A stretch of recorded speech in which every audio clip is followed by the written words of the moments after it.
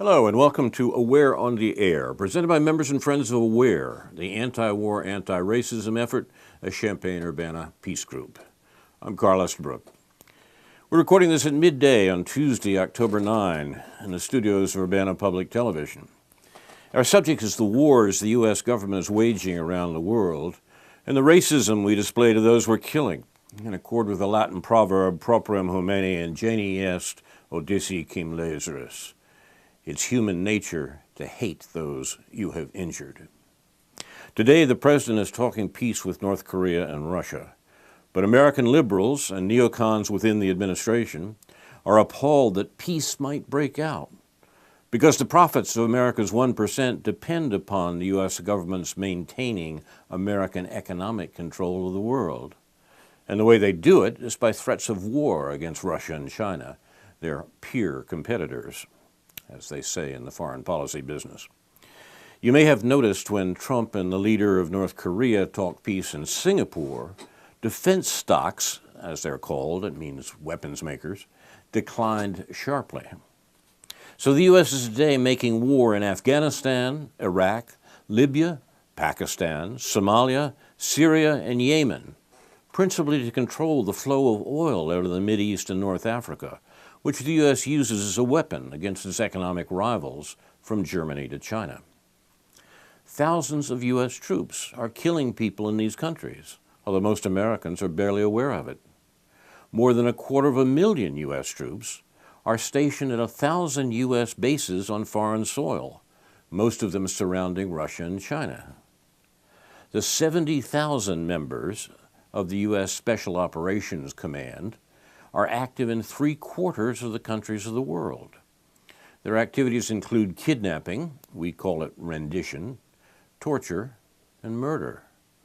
As the rest of the world recognizes, but Americans don't, they're nothing less than American death squads. The rest of the world recognizes that the U.S. today is what Martin Luther King called it long ago, the greatest purveyor of violence in the world today, an international criminal surpassing all others. But most Americans don't know that, protected as they are by government and media propaganda. What we do here at Aware on the Air is try to encourage our fellow citizens to become aware of the killing our government is doing around the world in our name. We're involved in great crimes, and we must stop. The latest estimate of the world's nuclear weapons stockpile came out from the Plowshares Fund this week. Russia is said to have 6,850 nuclear weapons. The U.S. only has 6,550 nuclear weapons. France has 300 nuclear weapons. China has 280 nuclear weapons. Britain, 215. Pakistan, 150 nuclear weapons. India, 130 nuclear weapons. Israel, it's said, has only 80 nuclear weapons. North Korea is said to have 20 nuclear weapons, and Iran, the source of the controversy over the Iran nuclear deal, has 0 nuclear weapons.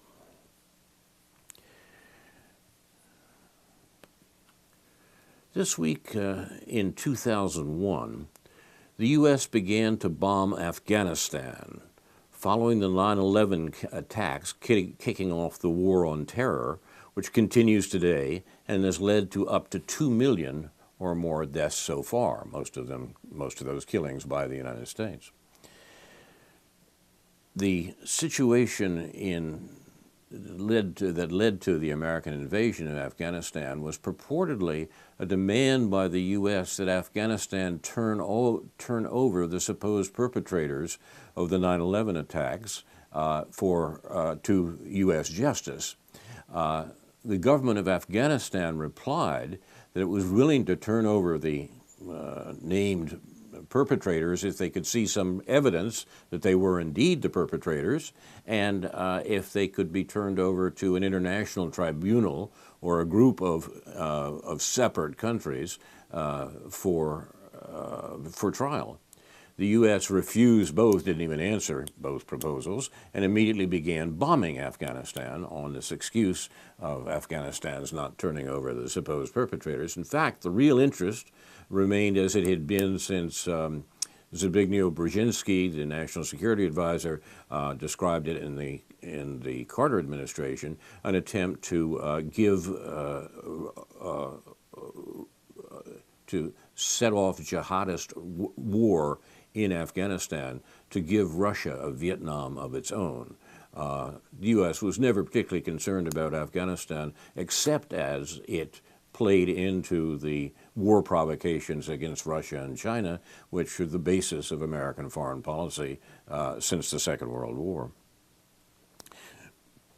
Our aware colleague, Karen Aram, forwards an interview with Lawrence Wilkerson, a retired United States Army colonel and former Chief of Staff to United States Secretary of State Colin Powell.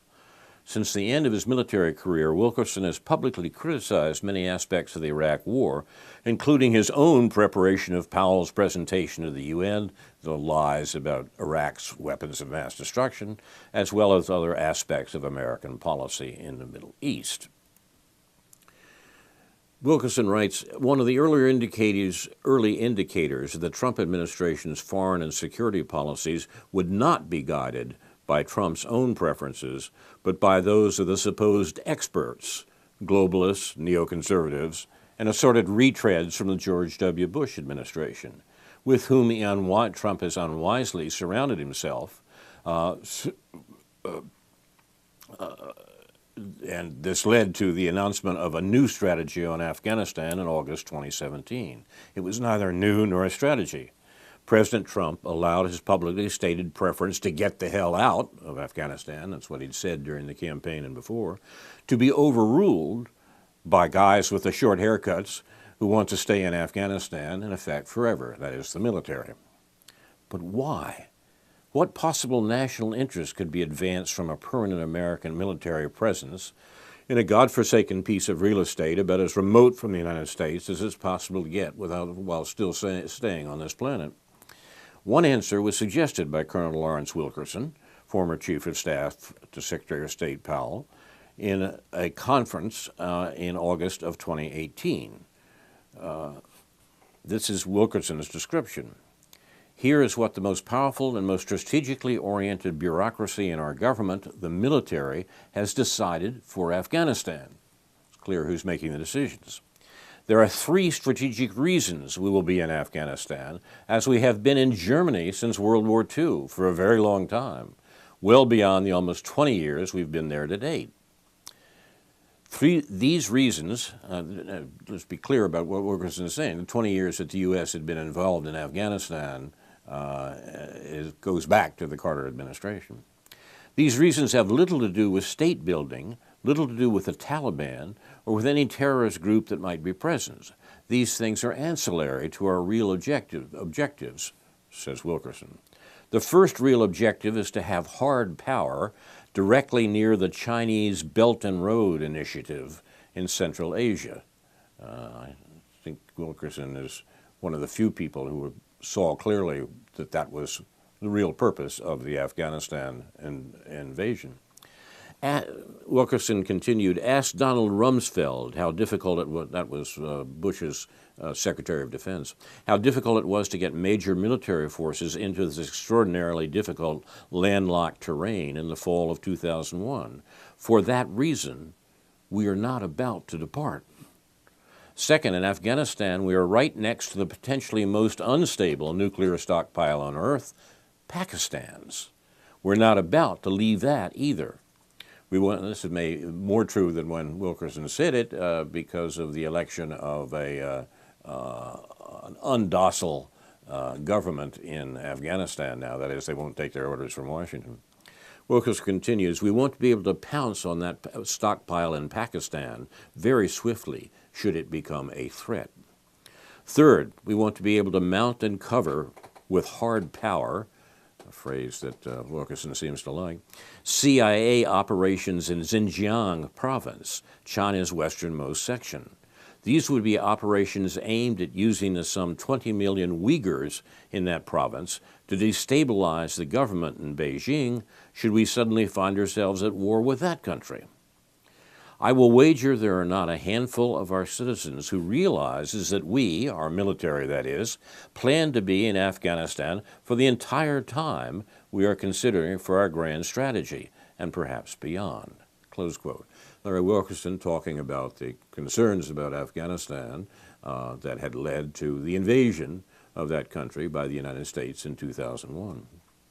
We are not yet overtly at war with China, but given Beijing's quasi-alliance with Moscow and the growing prospect of a clash between the U.S. and Russia in Syria or Ukraine, it's not too soon to suppose the self-proclaimed steady state already thinks of China as an enemy, or at least as a great power competitor that needs to be taken down a peg.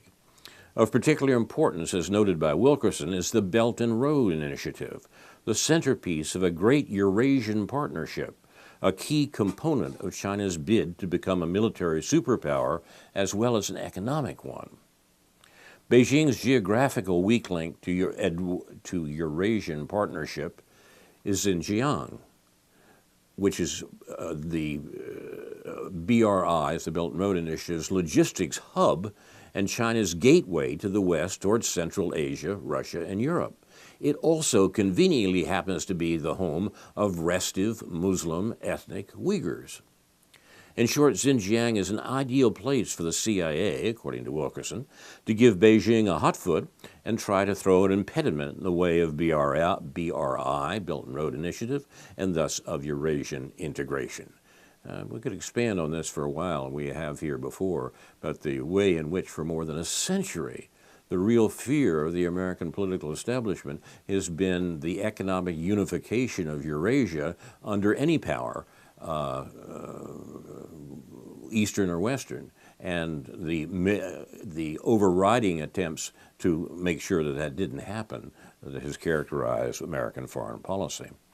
Whenever you see Western governments and the legacy media wailing about the plight of persecuted Muslims somewhere, it should be a tip-off that the boys and girls over at Langley, that is the CIA, are pushing the start button on a jihad against someone for geopolitical reasons, having nothing to do with human rights, religious freedom, or other ostensible bleeding heart concerns. That appears to be what we're seeing today in the strident chorus of alarm from Congress calling for sanctions against Chinese officials. We've seen this movie before. Today we see it against China and Beijing's Belt and Road initiatives, the Uyghurs and connectedly the Rohingya of Myanmar, directly against BRI's China-Myanmar economic corridor through Rakhine State on the Bay of Bengal.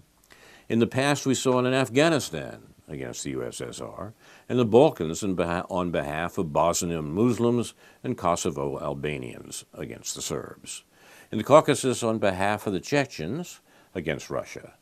Of course, the successful overthrow and murder of Libya's Muammar Gaddafi and the not yet abandoned effort to effect regime change in Syria depend heavily on the support for various al-Qaeda affiliates and offshoots.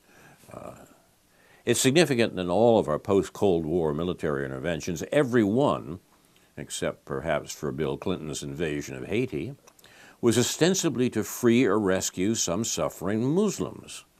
Never mind that in Afghanistan, Iraq, Libya, Syria, Yemen, Somalia, and the like, we somehow ended up killing large numbers of the supposed beneficiaries. Just imagine how many oppressed Muslims we would need to kill liberating Iran.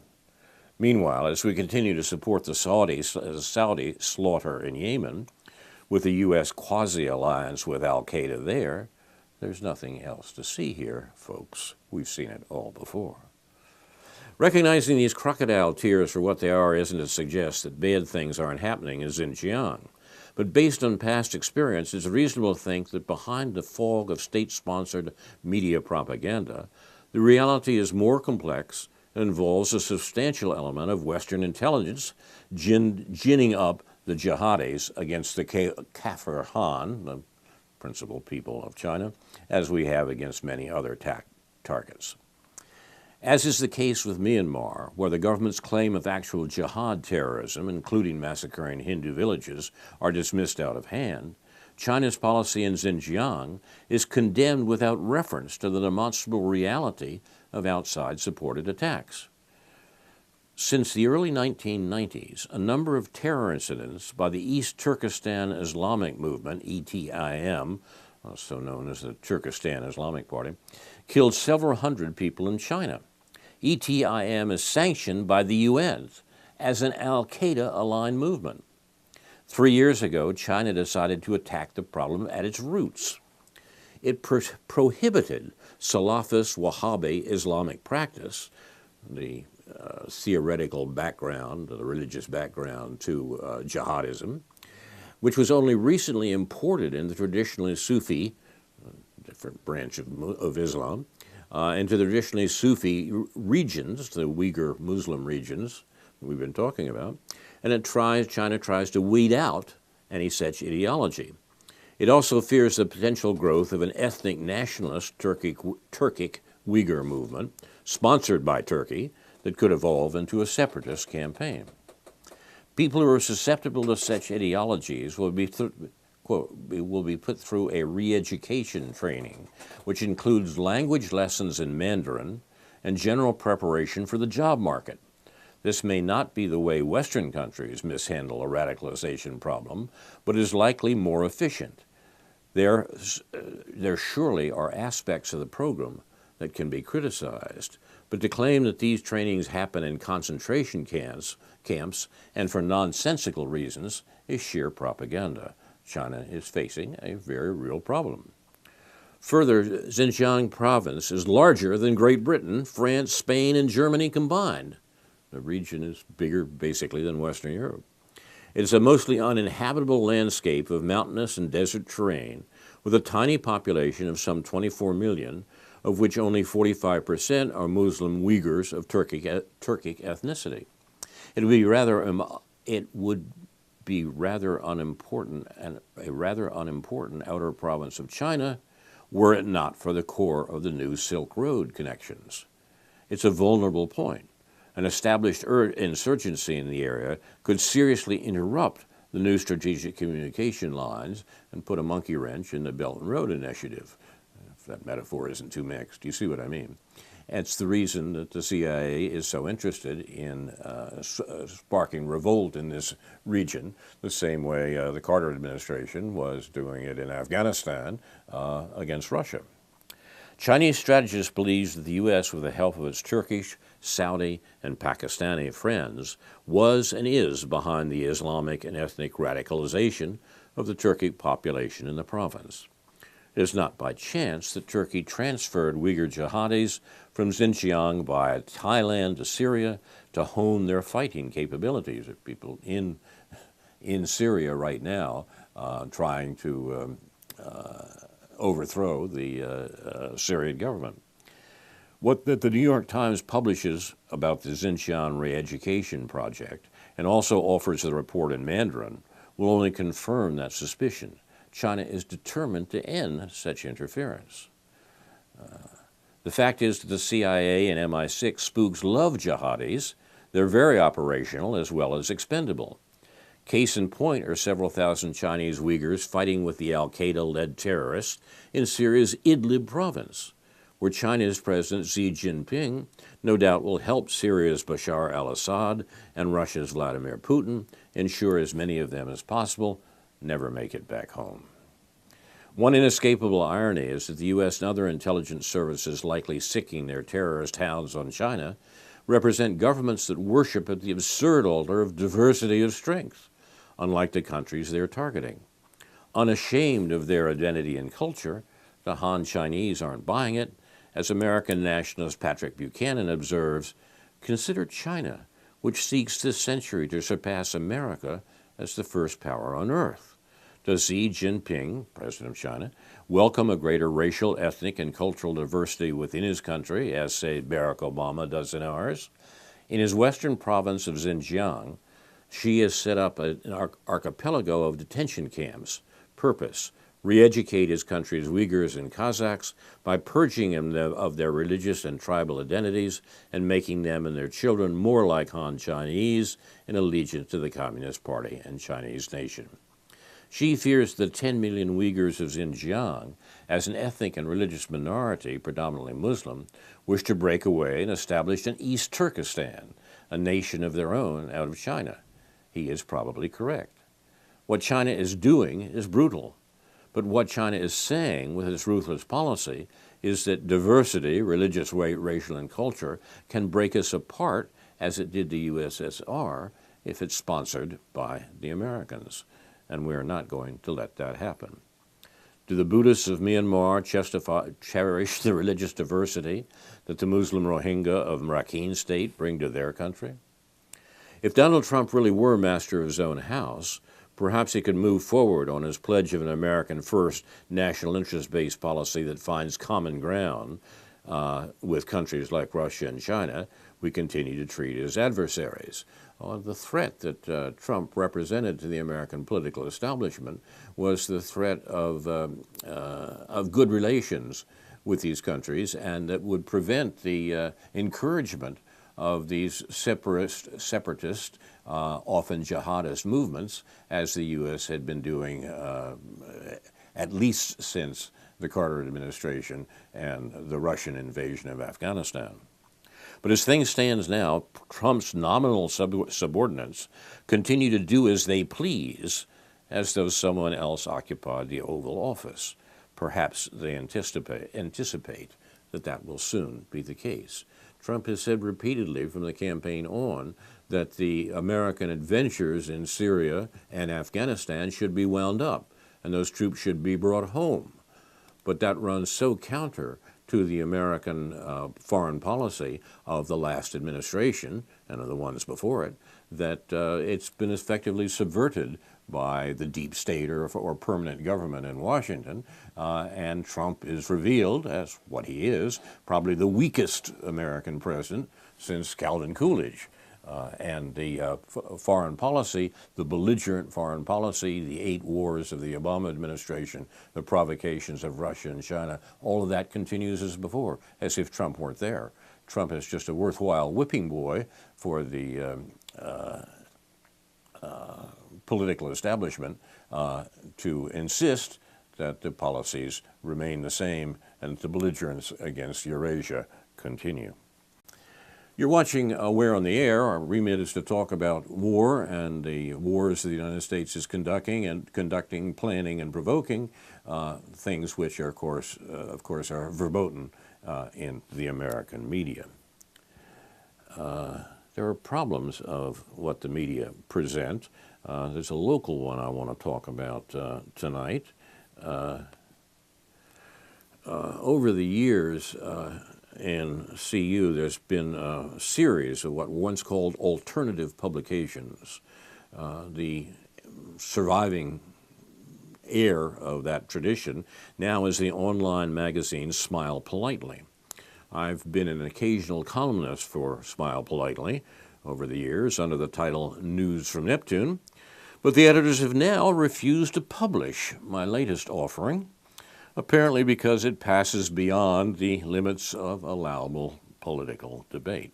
So you're about to hear an opinion that you can't find in the alternative online magazine and may turn up in peculiar places, but not there. It's about the 2018 election, next month's election, and war in the local scene. Voters in Champaign-Urbana, the 13th Illinois Congressional District, can cast just one more vote to influence U.S. government policy in the next 2 years before the 2020 presidential election. That vote comes in next month's election of a representative to the U.S. House in the seat currently held by Republican Rodney Davis. Full disclosure, I ran for this seat myself, or the equivalent of that seat myself, long, long ago, the 2002 election. I lost. Davis' opponent this year is a thoroughly conventional Democrat, Betsy Dirksen Londrigan. They differ little on substantive issues.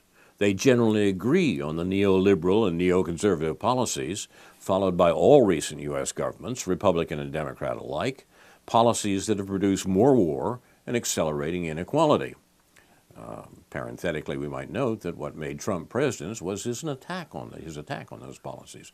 But we don't have a choice in most of the important issues here, war and the economy notably, in the election between Dirksen Londrigan and Rodney Davis. War, for example. Obama was the first U.S. president in history to be at war throughout 2 presidential terms. He bequeathed 8 wars to his successor, and major war provocations of Russia and China from Ukraine to the South China Sea. Inequality. Between 2009 and 2012, time we have complete statistics, in other words, Obama's first term, overall income per family grew 6.9%. The gains weren't shared evenly, however. The top 1% saw their real income grow by 35%, while the bottom 99% saw less than a 1% gain, meaning that 1%, that top tier of the American economy, 1% captured 91% of all real income in those years. Given a choice between 2 bad candidates, a Republican and a Democrat, in this upcoming House election, one should, of course, vote for the less bad. Here, party affiliation makes the important difference, however, because the House of Representatives is organized by parties, not the views of individual members. The dissident views of individual members can be handled so long as the majority can be maintained, and the House leadership can therefore dictate policy for the second house of the American Congress. On questions of war, one party is now worse than the other. Trump became president because he was the first major party candidate in 40 years to attack the war and economic policies, followed by all administrations in those 40 years. In office, with certain differences, but not great differences, the policies were consistent, policies on war and the economy.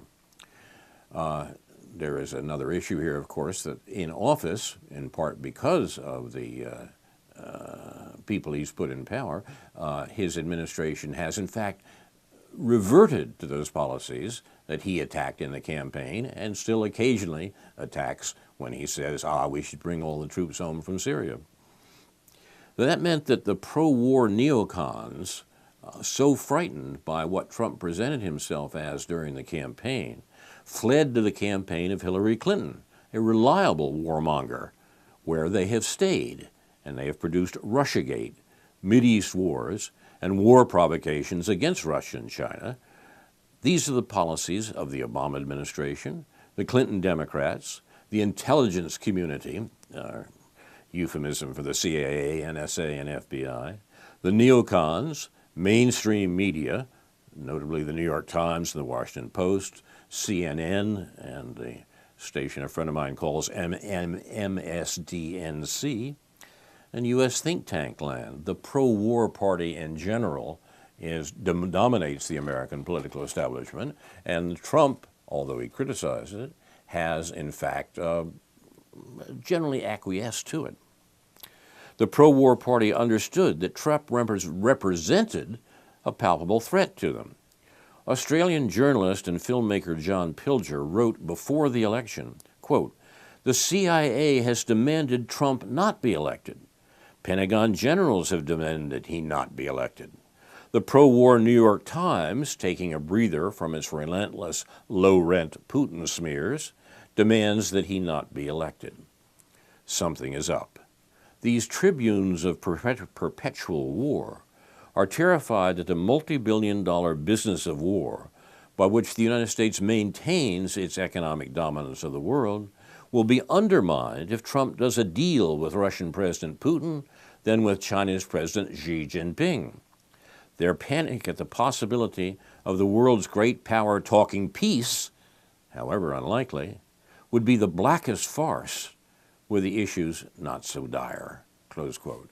Now, John Pilger, a long-time insightful reporter and commentator, could see that very clearly during the campaign. Much effort has been expended in this country to obscure that point. The overall goal of U.S. foreign policy remains what it's been for more than a century, as illustrated by the open door policy of 1899. Prevent the economic integration of Eurasia under any power, East or West, that might limit the U.S. 1%'s exploitation, what Halford Mackinder long ago called the heartland of the world. That was what the unpleasantness with the Japanese in the 1940s was all about. Japan's greater East Asia co-prosperity sphere threatened to exclude U.S. business from East Asia. Instead, the U.S. promoted war and, in fine modern American fashion, made sure that its enemy made the first strike, and that, of course, was Pearl Harbor. The U.S. is willing to spend a lot of money and kill a lot of people, more than 20 million in U.S. wars since the defeat of Japan, to prevent that integration of Eurasia that would exclude the American economy. But of the two major parties in America today, the Democrats are the more pro-war party. Here are three examples of why that's so, how and why that's so. First, their challengers for House seats this year across the country include a large measure of stealth candidates drawn from the CIA and military intelligence. I say stealth because not much is made of it. There's no not hiding the fact that these candidates that the Democrats were looking for these House seats have a background in the intelligence community, the CIA, etc., military intelligence, and so forth. We had an example here in Champaign-Urbana that's worth noting in terms of how that developed. Second example of why the Democrats are the more pro-war party today, Russiagate is their the charge in various forms that Trump is a traitor and that Vladimir Putin engineered in some ways, in some occult fashion, Trump's becoming president.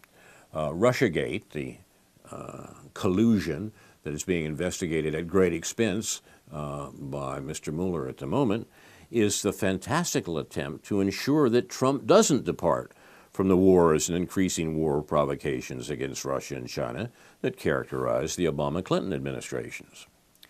Three, the Democrats are employing identity politics to defeat, as they did in the Clinton campaign as well, of course. They're employing identity politics to defeat those few anti-war votes that still exist in Congress, like longtime Representative Michael Capuano in Massachusetts, who suffered a primary defeat to Ayanna Pressley, a young black female. Capuano is an old white man, a young black female who supports U.S. wars and whom the party ran against Capuano, who opposes them. Identity politics has been the escape hatch for American foreign policy for 40 years now. Republican Davis and Democrat Dirksen Londrigan represent the narrow limits of allowable debate in contemporary U.S. elections. Noam Chomsky has remarked that the smart way to keep people passive and obedient is to strictly limit the spectrum of acceptable opinion, but allow very lively debate within that spectrum, even encourage the more critical and dissident views. That gives people the sense that there's free thinking going on, while all the time the presuppositions of the system are being reinforced by the limits put on the range of debate. This isn't new. Boss Tweed, the American politician who controlled Tammany Hall, the Democratic Party political machine that played a major role in the politics of 19th century New York, once said, quote, "I don't care who does the electing, so long as I get to do the nominating." That role is now exercised by the Republican and Democrat organizations to maintain the pro-war and pro-inequality policies of both major parties. There are differences of emphasis between them, thrown up by the need to cater to different electoral constituencies under the overriding requirement of satisfying the fundamental constituency. for U.S. political action, the 1%, America's economic elite, who've prospered mightily in the last 2 generations at the expense of the majority, the very circumstance that elected Donald Trump. The Democrats, having abandoned their liberal pretensions, should not be given control of Congress. They are the greater evil, the greater threat of war at the moment. In order to vote against the Democrats' warmongering in the belligerent Obama-Clinton administration and the cynical Russiagate campaign since then, I will reluctantly vote for our feckless Republican Congressman, Rodney Davis, in order to contribute to forestalling the Democrats gaining control of Congress. The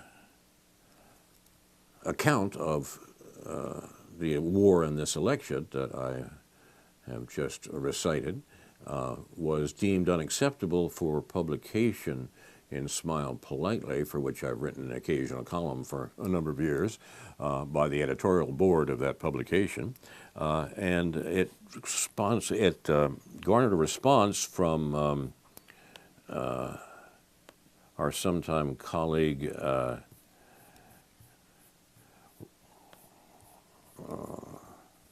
from Just Foreign Policy, Robert Naiman, who writes, "Here's another way of looking at it. I disagree that the world," and this is Robert Naiman now, the former was me, "I disagree that the world would be better off on net, in other words, if Democrats take the House. I think the world would be better off on net if the Democrats had a majority in the U.S. House of Representatives. I think it would help us end the Saudi war in Yemen, which is pushing millions of human beings to the edge of starvation. I think we can end the war if we can get a vote in the House." Once again, this is Robert Naiman's opinion. "So far, the House Republican leadership has blocked a vote in the House. We're trying to get a vote as soon as possible. But if Dems win the House, then I'm confident we'll get a vote in January, if not before. I think that outweighs the anti-Russia issue. I don't contest at all that the anti-Russia thing embraced by many Democrats is quite bothersome. But Russia has nuclear weapons and a big army and a seat on the UN Security Council. And while the U.S. may pursue destructive policy towards Russia, and we should oppose those policies, the U.S. is not about to invade Russia or start bombing it, while Russia has those means to defend itself, which it will continue to do. Yemeni children have none of these things to defend themselves from U.S. bombs. So I think the Yemeni children should be a higher priority for our defense. Plus, while Trump has advocated, justly in my view, for better relations with Russia, his actual policies have in some respects been more aggressive than Obama. Obama rebuffed neocon pressure to arm Ukraine. Trump acceded to it. This is not to gainsay that Obama did bad things in this regard and Trump did good things, just that it's not 1-0. But regardless of all that, the overwhelming likelihood is that whatever happens with Betsy versus Rodney will not determine control of the House. It's a competitive district, and Betsy could win. But it's not a district Democrats need to win in order to take the House. According to 538, Dems have a 5-7 or 3-4 chance of winning the House, depending how you count, while the chances of Betsy defeating Rodney are 3-10 or 2-7 or 1-4. Depending upon how you count. I can put you in touch with a good bookie on these matters if you're interested. That's not Robert, that's me. There are estimates, of course, but it shows where an educated, reasonable guess lies. It's more likely that Dems will take the House than it is that Betsy will beat Rodney. If Betsy versus Rodney is close, if our votes matter, Dems are very likely taking the House anyway. If the contest for the House is close, then Rodney is probably beating Betsy anyway. There's a good chance that Dems will take the House, but we'll still be stuck with Rodney. We have far greater potential to influence whether we're stuck with Rodney than whether the Dems take the House. So I think there's a strong case that we should focus more on whether we're represented by Betsy or Rodney, over which we have more control, than over whether Dems or Rs control the House, over which we have much less influence, and which is not likely to be influenced by Betsy versus Rodney. There, I think it's very much a slam dunk that we'd be much better off think of another time that term was used, but there I think it's very much a slam dunk that we'd be much better off from an anti-war point of view being represented by Betsy than by Rodney. Not because Betsy would be perfect on all imaginable anti-war things, she wouldn't be, but she'd be good on some important things which are in contest. She'd be good on Yemen, whereas Rodney is a big fat zero on all war and peace issues, including Yemen and also Iran. I've tried ever since, Robert Naiman writing, I've tried ever since Rodney was our rep to get Rodney to do things, even bipartisan things, simple things, defend our Constitution things, for less war. Zero, nothing, zip, nada. He never did anything. He's completely hopeless on war and peace issues as far as I can tell, a robot of the pro-war Republican leadership in the House. Tim Johnson was much better, night and day, reachable. We brought him around. Rodney Davis is a brick wall on war and peace. With Betsy, she will be good on some things, and we have a chance to move her on other things, to participate in national efforts, to move Congress by moving our representative. With Rodney Davis, our chances are zero. He just doesn't give a damn what people in Champaign-Urbana think about anything. He's made that perfectly clear many times. We are not his base. He does not care at all what we think about anything and doesn't pretend to. So I'd urge people, says Robert Naiman, to think most about what we can do with respect to the matter at hand and will contribute the most to allowing us to participate meaningfully in national efforts to move Congress towards less war in the future. And I think it's pretty clear that means focusing on whether we want to be represented by Betsy or Rodney, rather on whether we want Dems or Republicans to control the House. Well, as I say, that's the end of Robert Naiman's response to my unpublished account of why the Democrats should not be given control of the House of Representatives. There should be more about this in the debate leading up to next month's election, but you won't be reading it and smile politely, I'm sorry to say. You're watching Aware on the Air, where we talk about American war making that is not being reported in Smile Politely or elsewhere. Much more importantly, American people do not hear about what, in fact, the war making of the U.S. is at the moment. I want to turn now, in the few minutes we have left, to a general survey of some of that war making provided by our veteran researcher, Dr. No, J.B. Nicholson. But before I get to that, I want to mention another colleague of ours from years past, Jamie Hutchinson, who was a member of the original News from Neptune staff, our sister program here on Urbana Public TV. Jamie used to say, when we talked about the provenance of American politicians, that we had to remember that the only universal American experience was high school. That's the only thing we could count on Americans, in fact, having in common. And he writes, "It just occurred to me how the Kavanaugh affair corroborates my high school thesis.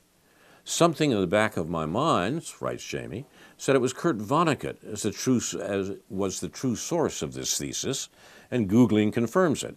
Two quotes are forthcoming. Quote, 'High school is closer to the core of American experience than anything else I can think of.'" That's the author, Kurt Vonnegut. "True terror is to wake up one morning and discover that your high school class is running the country." And we've all had that experience to some extent this last week and so with the appointment of Brett Kavanaugh to the Supreme Court.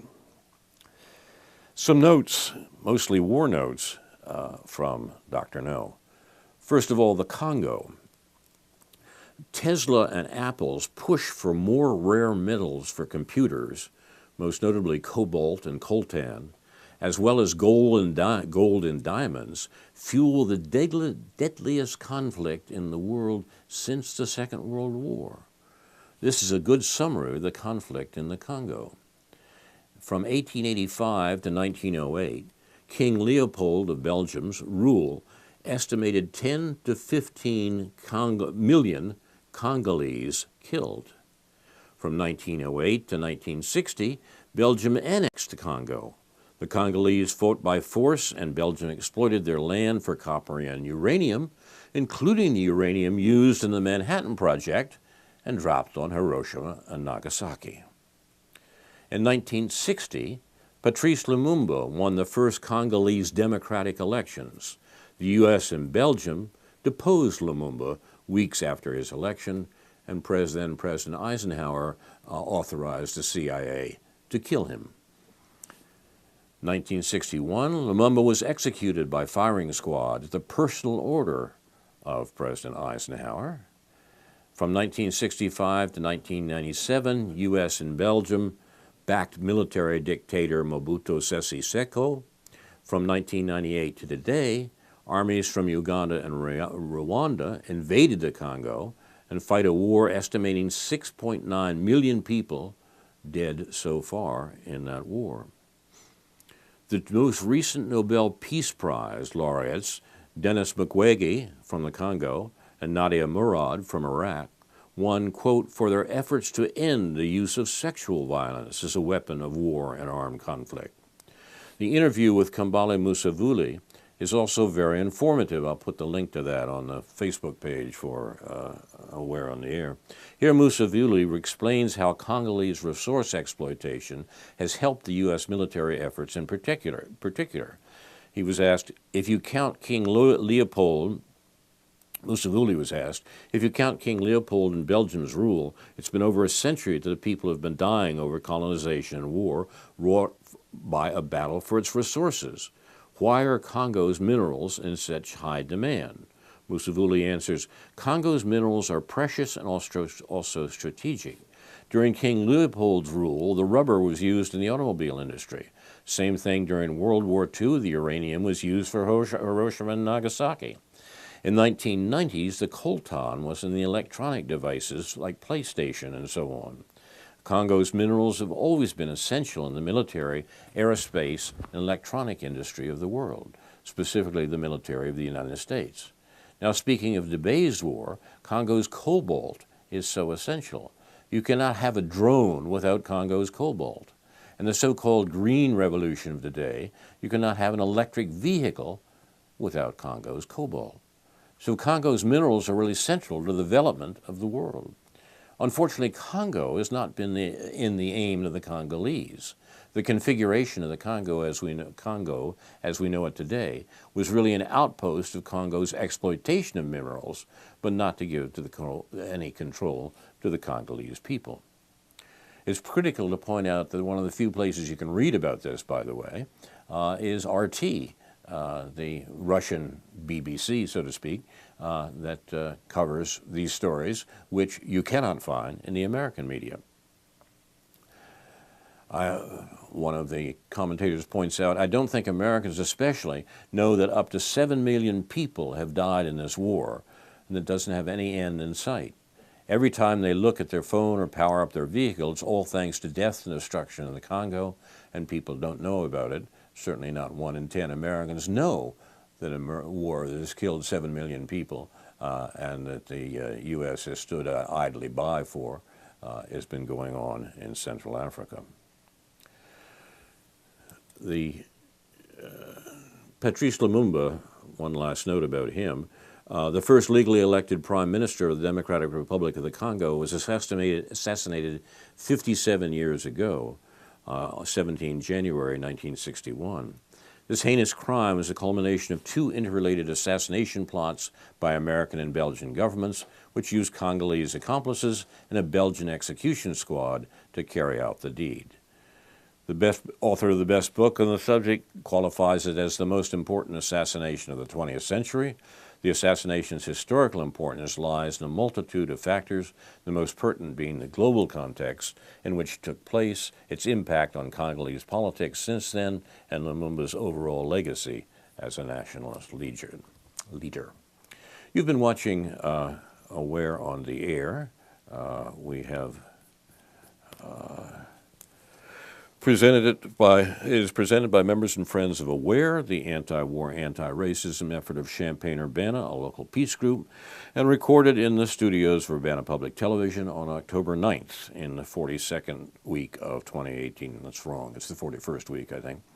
Another week in which the world can see that the most extensive global terrorism is U.S. worldwide war-making, for which its principal criminal associates these days are the Kingdom of Saudi Arabia and Israel, which has recently passed a racist nation-state law that declares self-determination for the Jewish people and encourages segregated communities, but omits any mention of equality and minority group rights. The Israeli government has murdered protesters at the fence with Gaza, the world's largest open-air prison camp, and conducts an apartheid regime in the occupied territories harsher than that overseen by the former South African government.